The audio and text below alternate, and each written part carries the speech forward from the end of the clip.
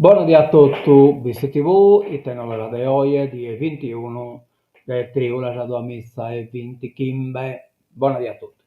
Bene, cominciamo diretto da una carattere su quello, che lo conto sapete, vedendo spacco limpio del lateral dia, adesso un po' più non anneulato, ma comunque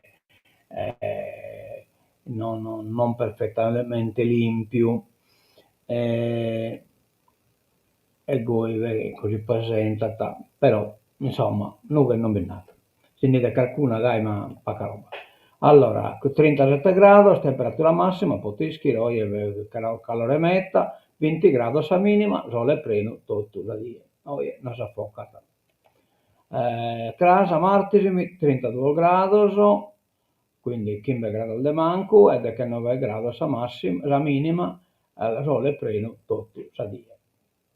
Bene, cominciamo su questa nuova adesso abbiamo solo una, mercoledì 23 di Trigola, da San 7 e mezza, in Piazza Emanuele Occo, Cadone, Società Culturale Sinnoso, Domo Comunale dei Vizi, in collaborazione, che la Biblioteca Comunale su Tenore Romanzesu presenta inaugurazione della pittura murale dedicata a Giorgi Ena, dirigente sindacale 1909-1985. Poi abbiamo le esposizioni che sono le da Ivana Bandino, eccetera, eccetera, accompagnamento musicale di Andrea Sanna e tenore romanzesu. Bene, non manchetta raccolta sangue in tutto il Nuoreso, l'appello dell'Avis alla donazione. Non si via, non si tarrina, latte, tipo questa cosa va veramente dedicata a una vita in tre. Importante gesto di solidarietà verso gli altri. Oggi appuntamento a Sorgano. Con accorati appelli, i medici degli ospedali e del centro trasfusionale della Sardegna chiedono che venga donato il sangue del quale c'è sempre più bisogno, soprattutto nella stagione turistica.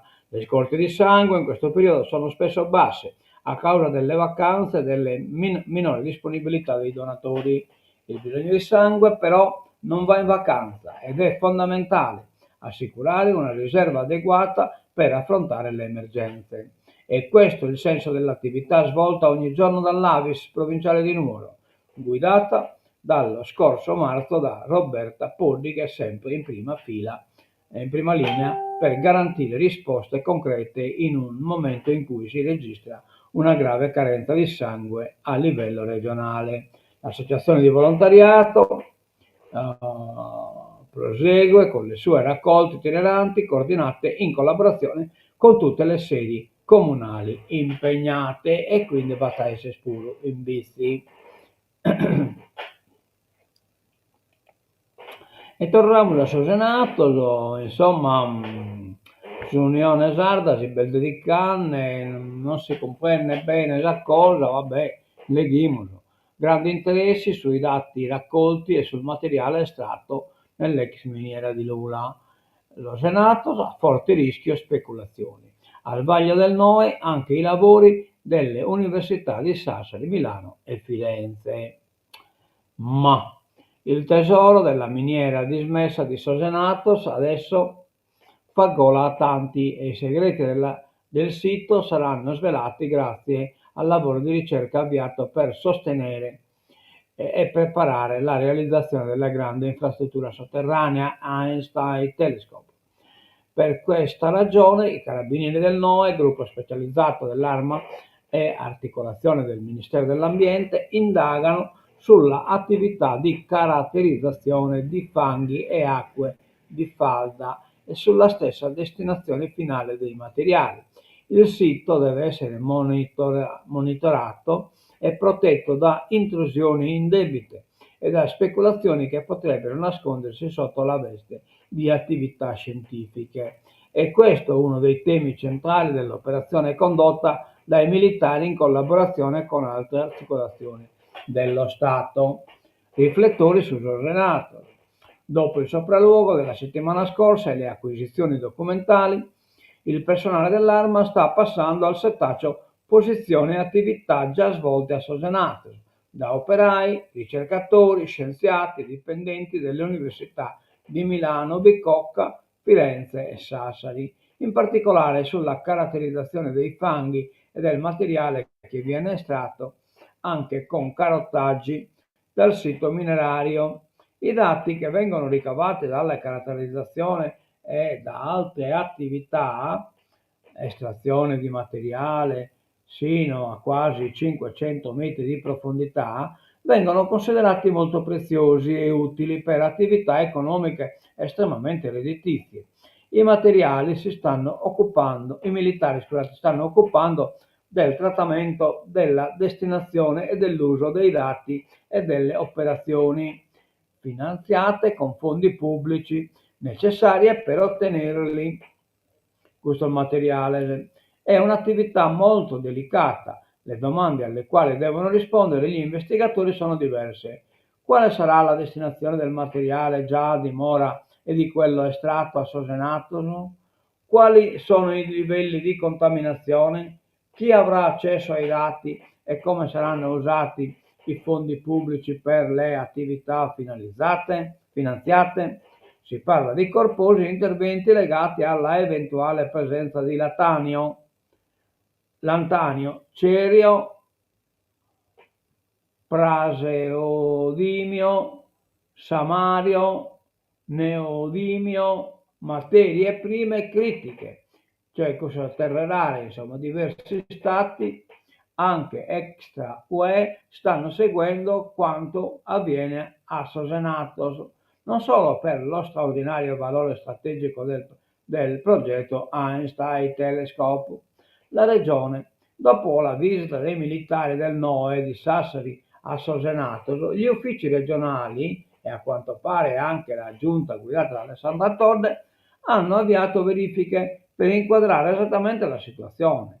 La società IGEA SPA, controllata dalla regione, è infatti la protagonista delle attività di caratterizzazione sismica del sito. Vabbè, no, sismica pure, vabbè. Insomma, Baccar cosa, chi sono Kirkanne, ed è sicuramente legata a questa presenza di queste terre rare che si narrano.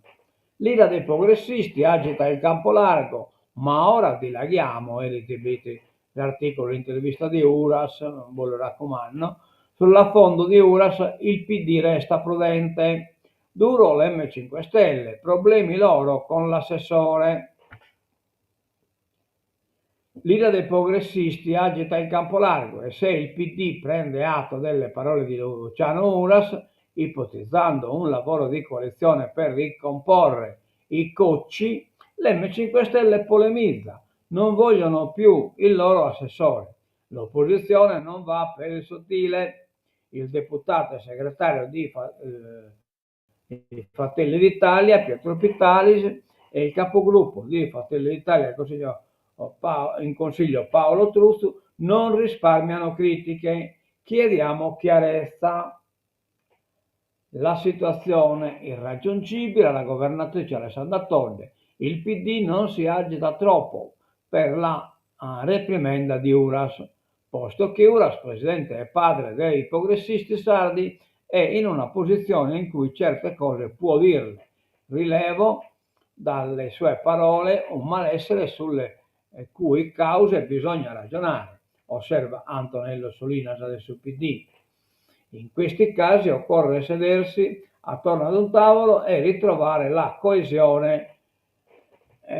Non possiamo lasciare nessuno per strada, anche perché i temi da affrontare sono troppo importanti per lo sviluppo dell'isola, che questa maggioranza non può permettersi mai di mal di pancia. Eia.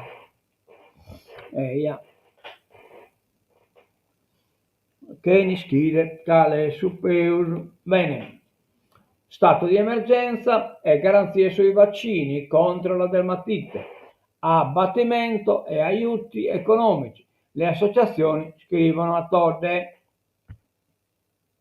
Allora, dermatite bovina, cresce l'allarme. Coldiretti scrive alla governatrice Alessandra Todde per chiedere l'attivazione immediata dello stato di emergenza, abbattimenti selettivi e non indiscriminati, un fondo di ristoro immediato per sostenere gli allevatori e un intervento sui contratti di filiera con il coinvolgimento della grande distribuzione. Questa sono proposta e sul fronte sanitario garanzie chiare e trasparenza sui contagi, vaccinazione e piano di contenimento. Ma mi batte una protesta adesso Pastore del Como contro l'abbattimento. Coldiretti a Todde, nel mondo delle campagne, tensione alle stelle. Proposte degli allevatori alla Presidente, cioè praticamente Batta già Coldiretti e Movimento Pastori che si sono mobilitati contro l'abbattimento indiscriminato. Però Inoche, Ministro della Salute, narra l'abbattimento sia totale. Il Ministero della Salute non indugia. Chieste alla Regione report quotidiani. Chiudere subito i focolai. I ritardi fanno solo estendere le zone di restrizione. L'Unione Europea vuole chiudere l'epidemia di dermatite bovina prima possibile. Ha pagato il costo dei vaccini ma non vuole perdere tempo e così ha messo il fiato sul collo al governo su abbattimenti e tempi di vaccinazione. Dal Ministero della Salute l'ammonimento molto netto è stato subito dirottato alla Regione. La situazione sarda presenta caratteristiche uniche anche rispetto all'altro focolaio del Mantovano, dove in 48 ore sono stati abbattuti tutti i 400 capi di un'azienda agricola che poi ha provveduto allo smaltimento in loco delle carcasse. Qui invece lo smaltimento può avvenire solo inviando i capi morti al costo di 800 euro ciascuno verso Lazio e Lombardia. Così si spiega l'avviso del Ministero nella nota del direttore generale. Vabbè, la cosa insomma le scomplicarne male. Oh yeah. Intanto andiamo sulla politica internazionale. L'UE, la Russia dietro la mozione di sfiducia contro von der Leyen. Insomma, lo sono accusando di essere spupazzedo di Putin, ma non è sì, è tutto incredibile, d'accordo.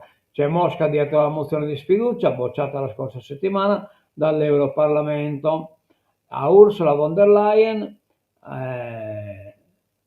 cioè la mozione di sfiducia a Ursula von der Leyen.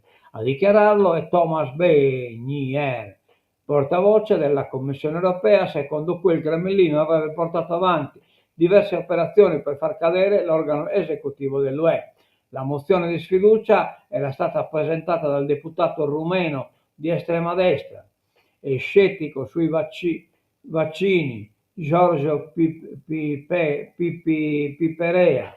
Si basava sul rifiuto di von der Leyen di rendere pubblici messaggi di testo scambiati con l'amministratore delegato della Pfizer. Al culmine della pandemia di Covid, a favore hanno votato solo i nazionalisti di destra. Da tempo ormai teniamo sotto controllo le operazioni russe contro la UE e la Presidente. Fact-checker indipendenti hanno chiaramente identificato operazioni di questo tipo nel contesto della mozione di censura, ha spiegato ieri Reiner. Questo ci ricorda ancora che attori che è stato provato essere strettamente associate alla propaganda di Stato russa continuano i loro tentativi di polarizzare ed indebolire l'Unione Europea, prosegue Reiner, sfruttando in modo opportunistico gli eventi o la discussione politica nell'UE per distorcere il dibattito politico, diffondere teorie del complotto o screditare politici europei. La stampa libera e indipendente in Europa, ha concluso il portavoce della Commissione, insieme al fact-checkers e i ricercatori hanno un ruolo importante per andare avanti nella comprensione di questo problema. Cosa che non credere Poteschi. Ennesima strage di civili, oltre 100 morti, dobbiamo dare naturalmente del Gaza, uccisi dall'esercito israeliano mentre attendevano aiuti umanitari. Poteschi. Nuovo appello del Papa in Medio Oriente, si fermi subito la barbarie della guerra. Vabbè, vabbè. Putin dietro la sfiducia a von der Leyen, l'accusa della Commissione UE dopo i rapporti indipendenti su 20.000 posti. Papa Leone su Gaza, no allo spostamento della popolazione a questa famosa città umanitaria in un che era praticamente anche una specie di campo del concentramento con che ponere poveros palestinesi che sono galuviosi. Dazi USA Europa si cerca ancora un'intesa. Un mancato accordo danneggerebbe tutti. Bene, che in questo abbiamo finito, ritorniamo da oggi e non diamo l'appuntamento, torna a casa.